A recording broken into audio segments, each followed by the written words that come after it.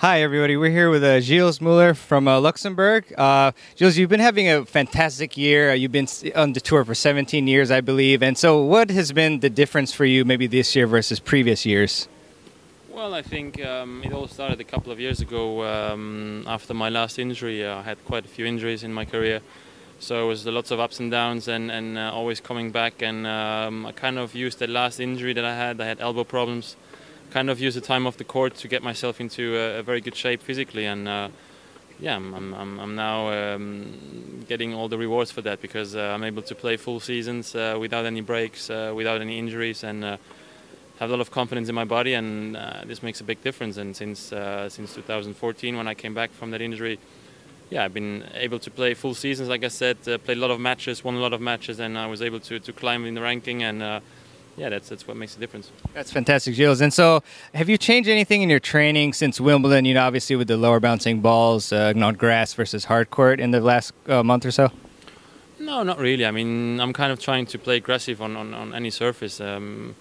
Obviously, there's a big difference, but you kind of get used to it when you just play on the court. And so that's what I did. I spent time on the hard courts back home, and then I came a few days before Atlanta. I arrived there to practice on the court, to get used to the heat. And I mean, it's not the first time that I'm changing from grass to hard court, so it's kind of you're kind of used to it, and it's not that big of a difference, to be honest.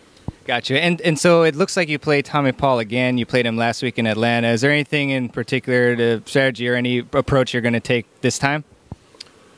Well, I mean, yeah, to be honest, no. I mean, there's not going to be a big difference how I'm going to approach the match, but I'm aware that he's a very good player. I mean, the score didn't say the truth about the match because I ended up winning quite easy, but in the beginning it was a very, very tough match, very close match, and I got lucky that there was a rain break in the first set and kind of used it to my advantage. But yeah, he's a very talented player, young kid, and it's going to be a very dangerous match. Fantastic. And one last question for you, Gilles, is, you know, everybody is mesmerized by your fantastic serve and volley game, especially at Wimbledon, beating Nadal and then close one with Cilic. Do you have any tips for us on how to improve our serve and volley game? Well, I mean, the key to it is to find the right balance, I would say, because it took me quite a while to understand and know how to play the serve and volley, because it's not that easy. It's not just about serving and running to the net. You have to find the right position.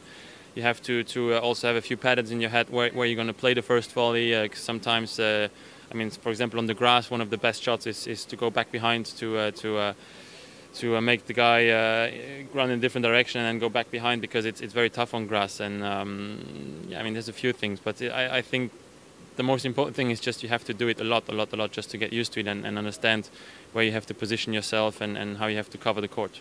Fantastic. Thank you so much, Gilles, for talking with us. Thank you. Thank Best of luck. Thank Thanks. you. All right.